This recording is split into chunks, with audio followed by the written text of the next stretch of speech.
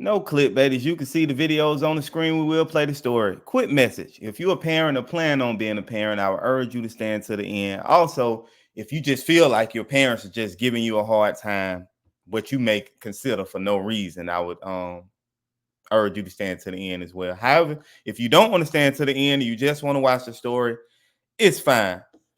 Just hit the like button before you leave. Just hit the like button when you finish watching the story. I would greatly appreciate that. Now let's get into this touching story. Childs III was born on October 31st, 2003, and grew up in a family that, by all accounts, was loving and close-knit. Raymond was known to be quiet and somewhat reserved, often keeping to himself. Friends and acquaintances described him as a typical teenager, someone who was trying to find his place in the world. He had interests in music and spent much of his time at home or with a close-knit group of friends.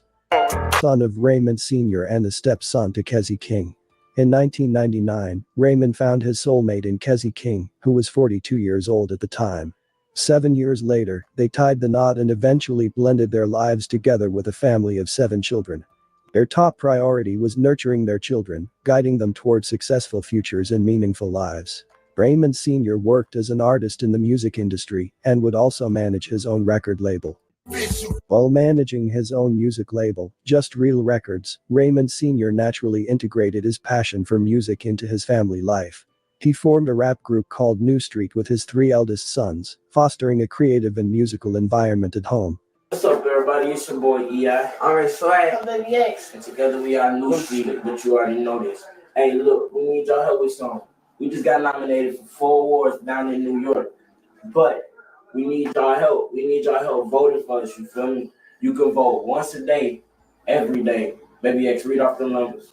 36, 25, 2, and 17. And what them numbers go to is the website. So all you gotta do is go to the website, scroll all the way down, and just put them numbers where it needs to be. However, as time passed, the 2 older boys sought independence and launched their own solo careers. Elijah Childs, the eldest at 18, was known for his calm demeanor and deep connection with his mother. He took pride in being the eldest brother and protector of the family. At a young age, Elijah was already on the brink of fatherhood, expecting a baby with his 19-year-old girlfriend, Kiara Hawkins, who was due to give birth in a week to a son they decided to name Chaos. Okay, real quick second, people. I'm gonna make this quick.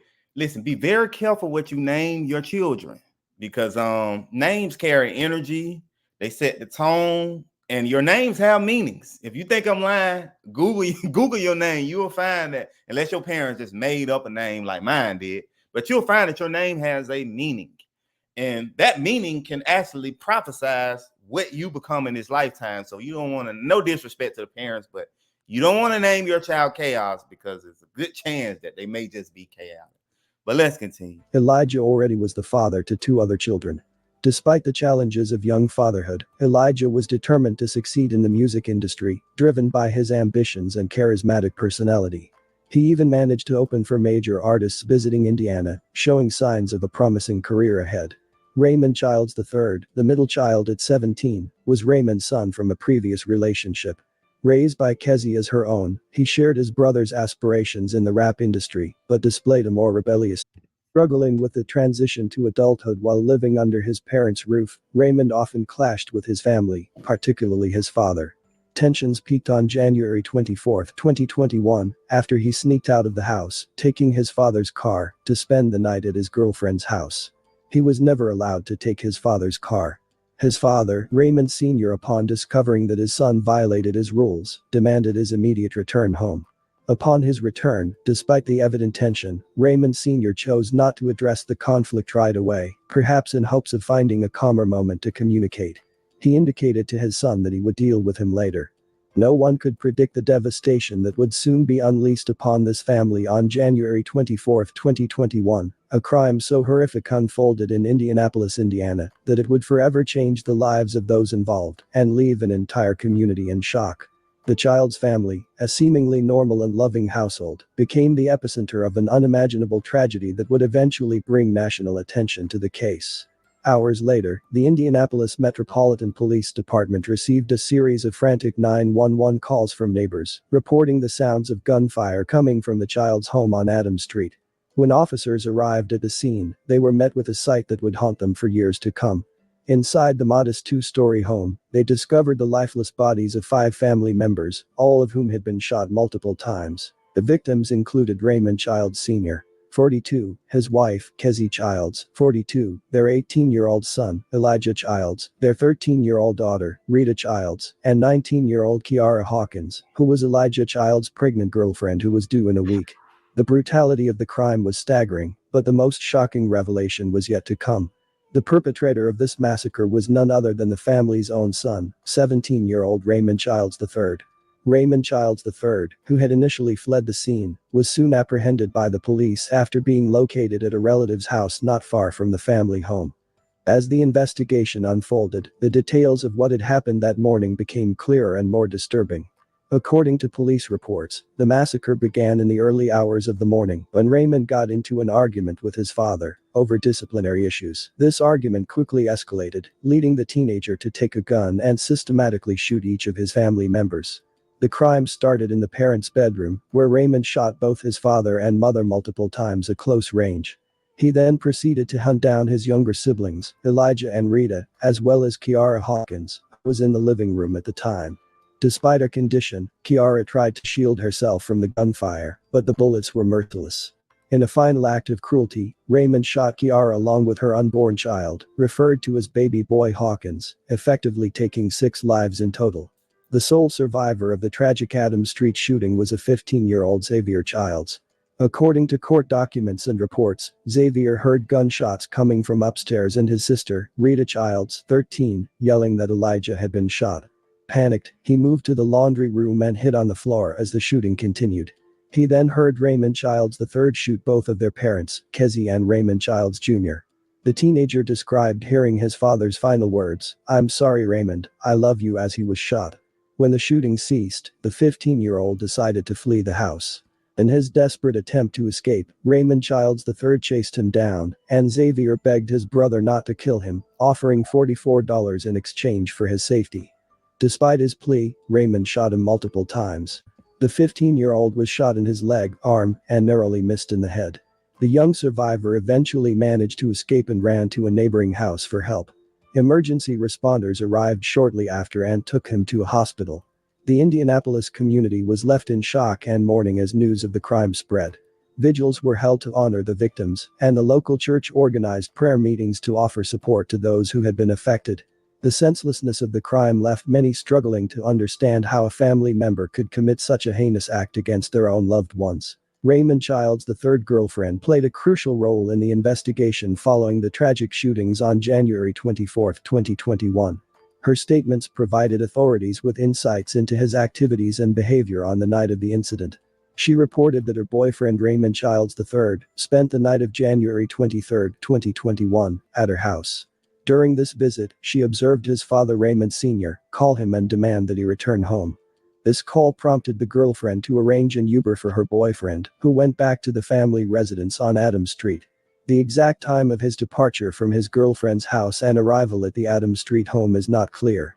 After returning home, he was seen leaving again, this time carrying 2 bags of clothes. He later told his girlfriend that his father had kicked him out. The girlfriend reported that Raymond returned to her house between 2 a.m. and 3 a.m. on January 24, carrying the bags. Approximately 30 minutes after he returned to his girlfriend's home, she received alerts about a shooting on Adams Street. She questioned her boyfriend about his knowledge of the incident. He reportedly denied any involvement or knowledge of the shooting.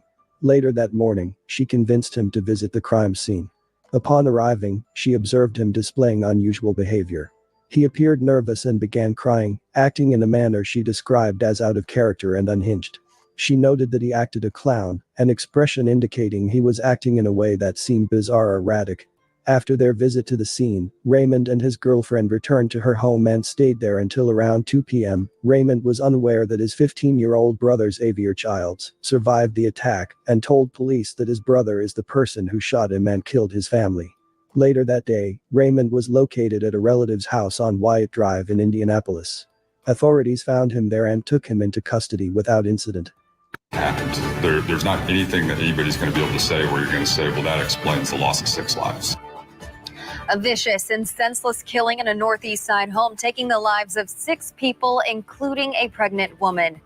Now the charges the Indianapolis teenager arrested for the crimes is facing. Raymond Childs III is only 17 years old, and tonight he is being charged as an adult for the shooting deaths of his family and his brother's girlfriend and her unborn child. The Marion County prosecutor laid out the charges for us and shared the witness account from the lone survivor of the weekend mass shooting. No matter how this case shakes out, at age 17, life for Raymond Childs III has changed forever. 4 members of his family are gone, and he's the one accused of pulling the trigger, killing them and his brother's pregnant girlfriend. The first thing that goes through your mind is you're just heartbroken. Not only did so many people lose their lives, but you think about that family and what they were anticipating. I mean, the baby was due in a week. Marion County prosecutor Ryan Mears tells WRTV Raymond Childs III faces a count of murder for each of the 6 deaths, including his father, Raymond Childs Jr., his stepmother, Kezzie Childs, his brother, 18-year-old Elijah Childs, his sister, 13-year-old Rita Childs, and Elijah's 19-year-old girlfriend, Kiara Hawkins, and her unborn child. Childs III is also facing an attempted murder charge for shooting a 15-year-old survivor who managed to escape the Adams Street house. Court papers say Childs III chased the boy outside. The boy pleaded for his life and offered his silence before Childs III pulled the trigger, according to prosecutors. The boy survived and was treated at Riley Hospital for Children. The circumstances are beyond any of us can even comprehend, and let alone what that family has to go through. According to court documents, the 15-year-old boy told detectives Childs III had gotten into trouble earlier that night with his father for leaving the house without permission. When Childs III arrived home, his father told him he would, quote, be in trouble later. Hours later, around 3:40 Sunday morning, police were dispatched and later found the bodies, all with gunshot wounds. We've lost enough. Enough families have experienced enough pain over issues that don't need to be settled with guns. The prosecutor says 2 guns were used in the killing and both have been seized, a 9mm and an AK-47 pistol. Both guns. Quick second. My question is, where the hell did he get these guns from? And if you're a parent, I don't know if he got the guns from him. Stay in your kids' business. Please make sure they don't have any guns or drugs in the house, and make sure you have your guns somewhere in the safe, because, man, people just getting out of control with these guns. But let's continue. Belonged to the family, but Childs III did not have a license to carry a gun. And in particular, when you have people who are young, who are not mature, who are not responsible, and they have access to firearms, they see that as an easy way to resolve their disputes. Since he is 17, Childs III won't be facing the death penalty, but he will be tried as an adult and can face life in prison without parole. Because you want to make a difference in terms of not only helping that family get through this situation, but also bringing justice for the family and the community. The case quickly moved to the courts, where Raymond Childs III was charged with 6 counts of murder, including the murder of an unborn child, and 1 count of attempted murder for the attack on Xavier Childs. Due to the severity of the crime, the state of Indiana decided to try Raymond as an adult, despite his young age. The trial began with a strong emotional charge, as family members were deeply affected by the testimonies. The courtroom witnessed intense moments, especially when details about the murders and the victims' autopsies were shared. The emotional burden was evident as relatives and witnesses struggled with the gravity of the case. During the trial, Elanso Valles, a cousin of the victim Raymond Childs Sr., became a key witness. Valles' testimony included sensitive details about Childs' actions and behavior following the murders. He described driving Childs around Indianapolis and noted that Childs had displayed a gun he allegedly used in the killings. Valles' recounting also included emotional moments where Childs was seen crying and expressing remorse. On the afternoon of July 23, 2024, the situation took a dramatic turn when Valles' testimony became confrontational. Valles directly questioned Childs from the witness stand, asking, "Why did you do it, Raymond?" This outburst was considered highly inappropriate and led to a tense situation in the courtroom. Judge Chris Miller intervened, sending the jury out while addressing the issue. The judge convened a meeting with the attorneys and questioned individual jurors about their ability to remain impartial. The emotional outburst and Valles' confrontational behavior had clearly impacted the jurors. Judge Miller ultimately declared a mistrial, stating that the fairness of the trial could not be assured due to the witnesses' behavior and the impact it had on the jury. The judge's decision was driven by the concern that the jurors could not remain unbiased after the incident. Family members of the victims expressed their frustration and disappointment with the mistrial. Reniqua Hawkins, the mother of Kiara Hawkins, voiced her distress, emphasizing the desire to move past the legal process and achieve justice. Alicia Hooks, Kiara's grandmother, reflected on the emotional toll, expressing trust in a higher power to deliver justice. In the wake of the tragic event surrounding the murder of 6 family members, including Elijah Childs, a GoFundMe page was established to support the affected family and help cover various expenses. Kareem Hines, founder of New Boy Mentoring, expressed deep sorrow over the loss of Elijah Childs, one of the victims. Hines highlighted Elijah's growth and aspirations, noting that the 18-year-old had recently started to believe in his own potential and was showing promise as a leader. Elijah was known for his involvement in the mentoring program, which focuses on guiding young people away from crime and violence. Hines described Elijah as a unique individual who was making positive changes in his life, including shifting his music to align with non-violent themes.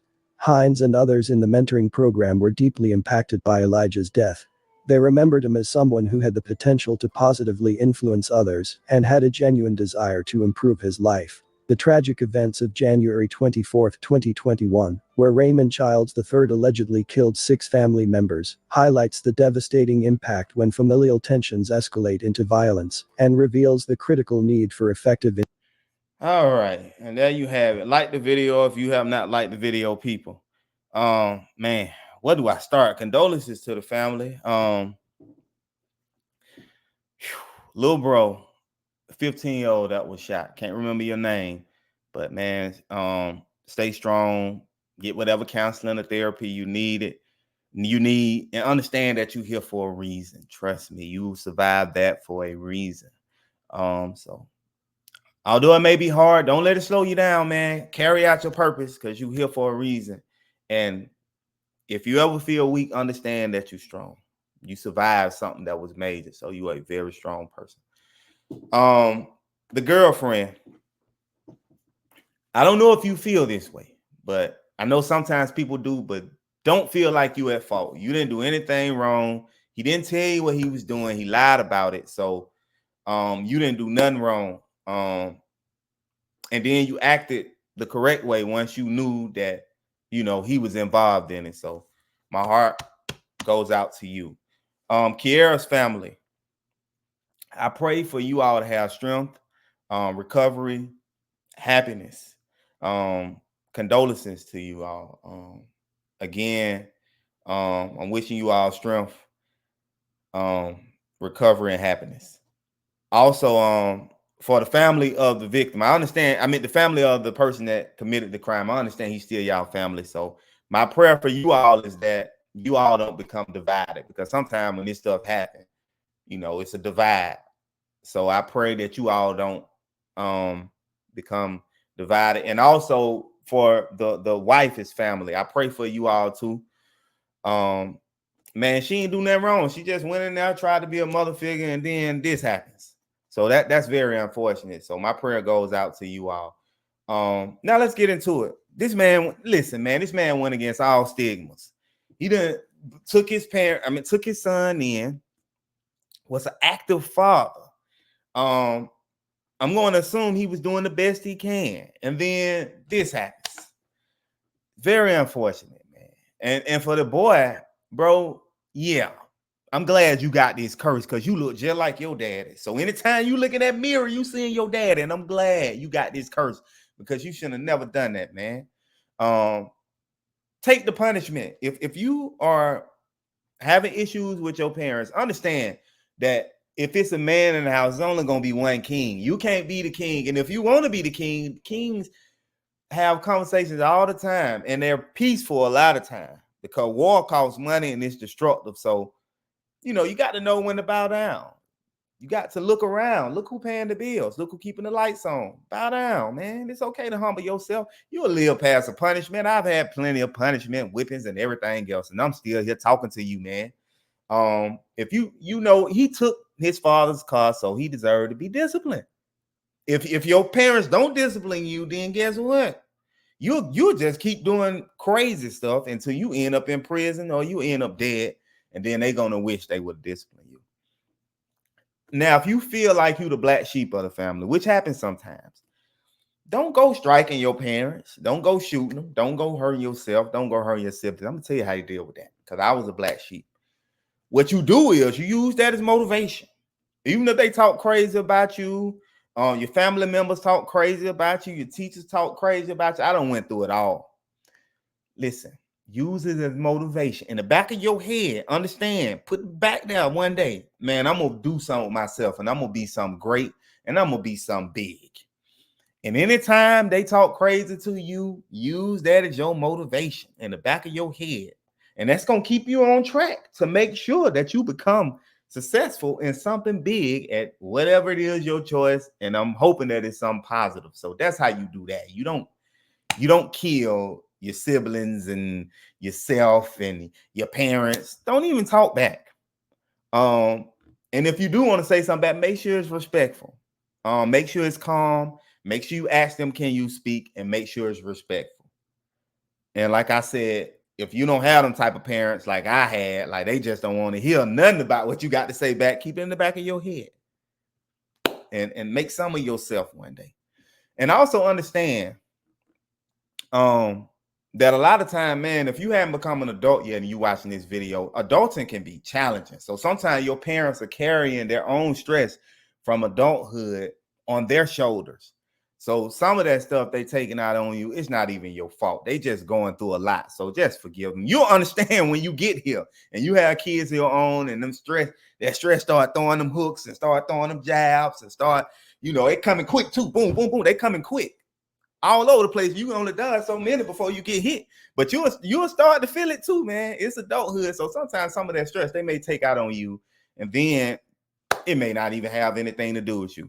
For my parents that's doing their best, sometimes kids have a mind of their own. Sometimes you could do a lot of stuff right, and then they still just go astray.